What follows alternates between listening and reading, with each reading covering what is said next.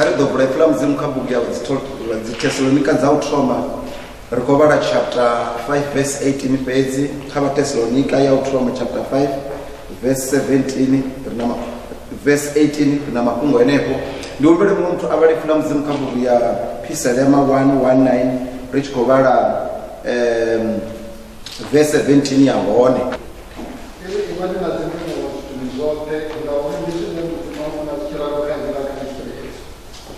kuri wanga manda zimkara chatupaze tidiwo namu wana welani kana kandi ba Philippians chapter 1 verse 21 Philippians chapter 1 verse 21 ndi debara nemuni ya Psalm 119 verse 17 iri do good to your servant and I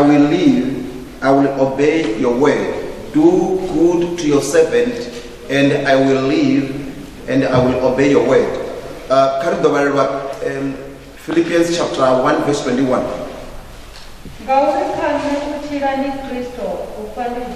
Kare kwenye matandite tanda. Bapanga zinalesha Kristo fungo kile ndiko likumezera kabone.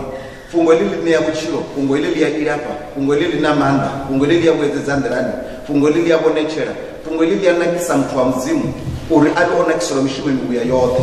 Kosi anga kama menarine, nga fungo labo, zinanili hula Kristo ndi abalibuwa. Amen.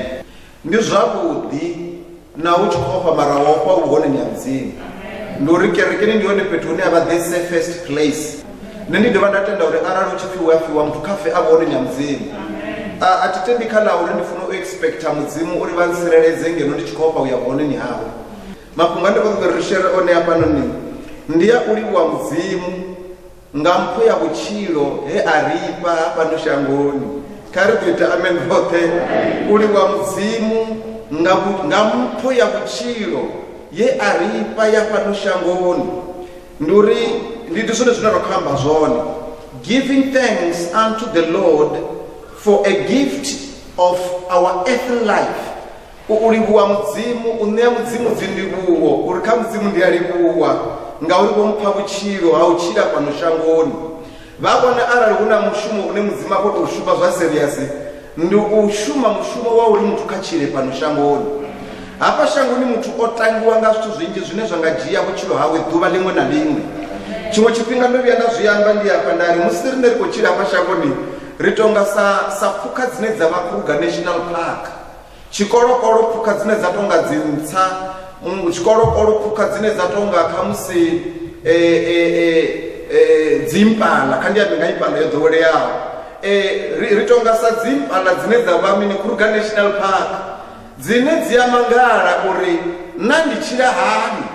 ndikajaratatihi na puka dzine adzichiringa mahatsi kana ngamiri zinochiranga nama nduri dwa na baby wana aruwa ndiye nepanga ngomu Kruger National Park una ndau una leopards una hyena una dzinowa una zvizhinji zvine zvangakona kuuraya hedzi dzimwe puka dzine adzikona kudirwera mara ina puka ya the aruwa vawane chivana 20 years vawane chivana 30 years vawane chivana 40 years yavana 50 years iko dichira mara ikukati hapetu huno opisa hune dhuva limwe na limwe puka dzikourayiwa vadhiva rikashango line dhuva limwe na limwe vatu vakotuwa rikashango line zvezvirine rodzura hapa mumwe ukovona ropedza mumwe ukola ropedza mumwe ukoreira gori ropedza mumwe ukoya mushumoni ropedza mumwe ukoedera ropedza mumwe ukuvona ropedza mumwe apfa ropedza rikochira kachipinga rikochira kashango line vatu shangoni vakotuwa so vavya vadhiwana vone vahone chintu chautoma chine vafuna kuchita vachibvwandi chauri Lord thank you rikochira kashango line zvezviroimaene vamwe vakotuwa ngangomwazvo vakotuwa vezvikepeni vamwe vakotuwa vakadziflight vamwe vakotuwa vadzinduni dzavo vamwe vakotuwa dzibhadhani vamwe vakotuwa vazvibhadhera vamwe vakotuwa vene kune vavahone vamwe vakotuwa vakadzicivil war richikoamba pano ni vatu vakotuwa ngavunjikani pasi ndandikofapa mapunga uri pano South Africa I think vone makonda resa kukaka ngamulandu wa chichiri cha COVID-19 honotuwa vatu vanopera 15,000 arikuamba kali pasi lote rikoto ava pano South Africa base kandiambe mapunga ya auri kachipinga chechino rakuita yakacho una vatu vanji vane vakotuwa nangama malwadze ane asi mafhungo a COVID-19 vhathu vha khou ṱuwa ndi uri zwino arali muṋe wa ḓivhudzisa mbudziso uri zwavhuḓi vhuḓi uri nṋe ndi sale ndi khou tshila ndo ita mini wa wana uri nga wana uri a huna tshe wa ita ngo ya vhukuma ndi ya uri u nga si ambe uri ndi nga mulandu uri ndi a fasta nga maanḓa ngauri hu na vhane vha khou fasta u fhirisa nṋe ndi nga si ambe uri ndi nga mulandu wo luga hanga ngauri na vhathu vho luga u fhira nṋe ndi nga si ambe uri ndi nga mulandu uri ndi a rabela nga maanḓa nga mulandu uri na vhathu vha khou rabela u phira ndi nga si ambe nga mulandu wa uri ndi ndo tshizwa nga mulandu uri na vhutshidzi vha hone vhane vha khou ṱuwa ndi uri zwi nyita uri ndi sokoto uri hezwi ndi tshilidzi na tshilidzi a huna tshe nda ita murena ndi a livhuwa ifula mudzimu ri ivani na ndivhuwo zwithuni zwoṱhe kha ri ḓo ita amen roṱhe zwino hafha tshikolokolo namusi ndi khou amba uri kha ri livhuwe mudzimu nga mulandu wa mpho ya vhutshilo hafhano shangoni ha ḓuvha liṅwe na liṅwe nṋe ndo pfa david a tshi khou amba kha Psalm 103 nda pfa david a tshi ri reda yehova muya wanga ari zwa ngomu hangai zwi khou ḓi dzina ḽawe likhethwa nda mupfa a tshi bvela phanḓa ari ari zwoṱhe zwe a u tonda ngazwo si zwi hangwe nda mufuna tshiri zwiṅwe zwe a u tonda ngazwo ndi hezwi a mbo ḓi vhala mafhungo kha tshikwa iri ngauri because he continues ndi uri u ya bvela phanḓa ari na u hangwela milandu yawe ari u ya bvela phanḓa mudzimu na u fhodza malwadze awu oṱhe zwa tou mbudza uri malwadze a no bva tshe nda bebiwa o ḓa kha nṋe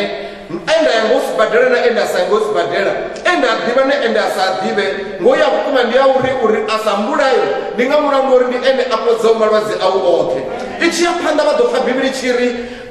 ifula mudzimu lari ngauri ndi ene a lamulelaho vhutshilo hau lufuni zwi amba uri matiko ezwi ri khou tshilai ri khou tou lamuleliwa ro no fhira fhethu hunzhi ra livhana na dindi ḽa lufu mara ra tou lamuleliwa i tshi sa phanḓa vha pfa tshi ri ngauri ndi ene ane a u ambadza dzanga na vhuthu na khathutshelo ifula mudzimu lari a u tonda nga zwavhuḓi wo no ḓivha wa maḓuvha upfi wa dovha wa fhufha vhungagoni kha ri ḓo ita miri roṱhe ngo ya vhukuma ndi uri kha ri livhuwe mudzimu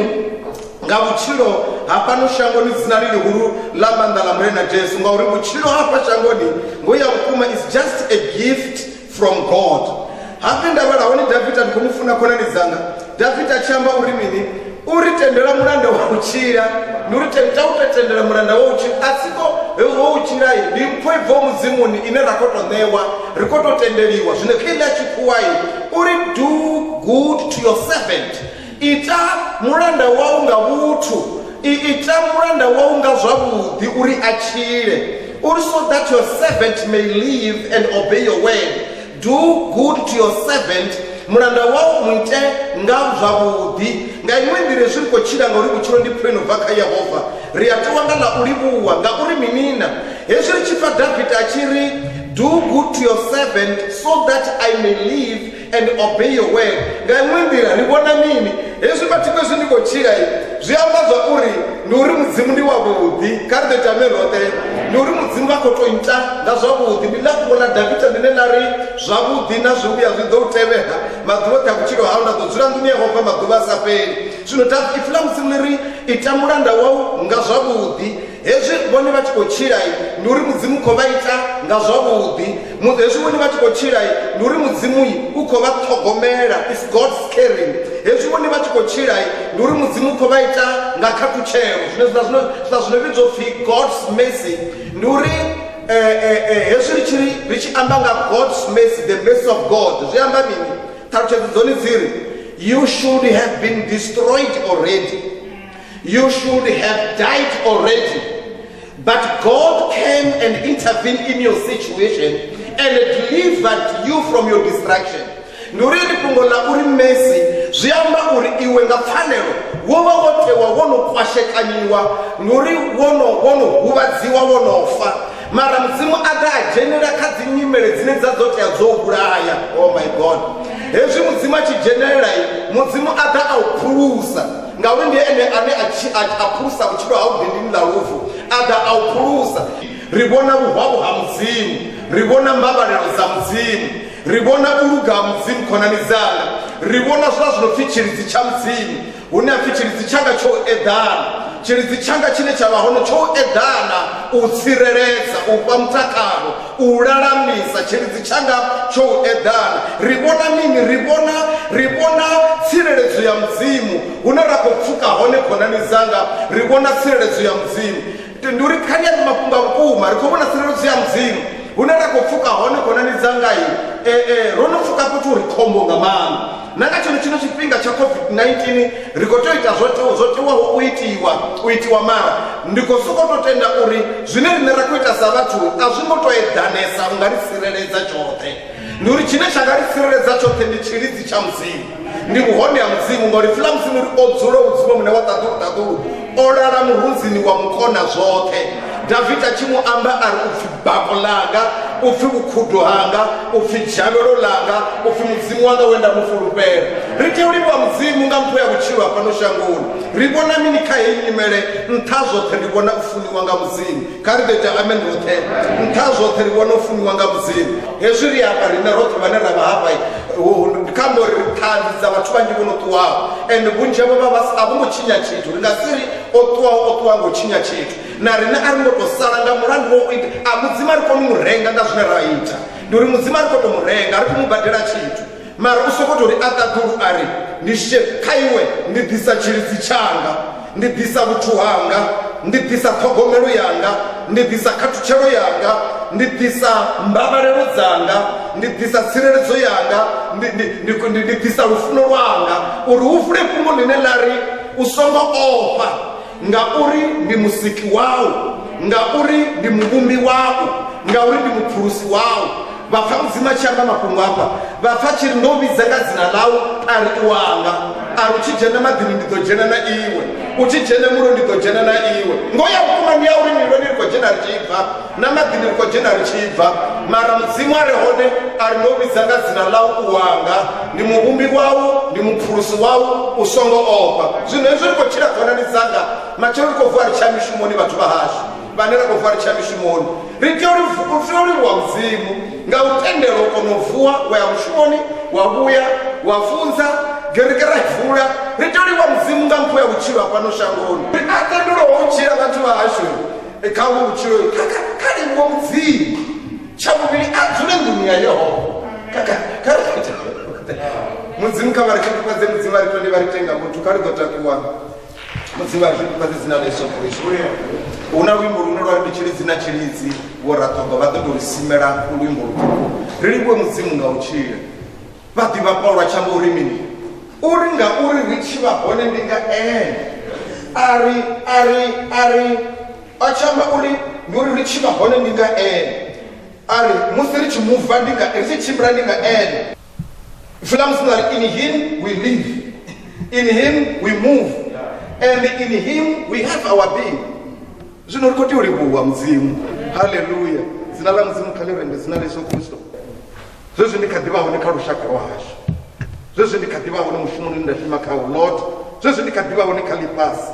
zvezvi ndikadikonofemera oxygen yavo nga ngumu zvezvi ndikadhiedhera ndavhuwa murena ndoedhera kwapedza fara ndasara ndichinga ndofa rwahafu mara ndadhova ndavhuwa ndikuchira kuliburi ndikuchira vakomaintaina vadhova vasustaina kulibuwa baba kulibuwa tendekuchira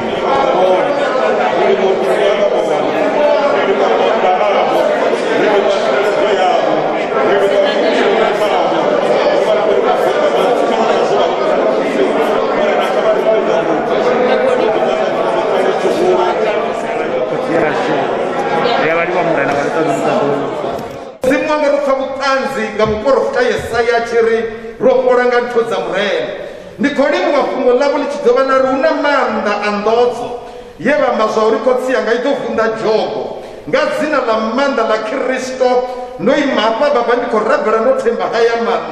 manda avuhone havo manda Mudzimu wanga ovhuso Kristo vafuni manda amaapodzo manda Mudzimu wanga amvuwo manda amadhembe manda vutoro nirungava huzvibhadhera hungava humahayani kave nevo vane vakovaisara varefano navane vangava vazvibhadhera ndibhura dzilafo ndibhura mbofolowo ndibhura vuchiro ndibhura nzilafo ndiringa dzina la Jesu baba kava vaonge